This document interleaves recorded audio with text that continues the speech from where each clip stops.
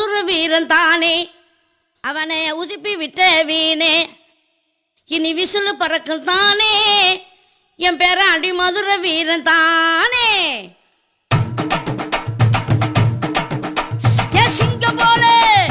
சிங்கம் போல நடந்து வரான் செல்ல பேராண்டி, அவனை சீண்டியவன் தாங்க மாட்டான் உதையல்ல தாண்டி.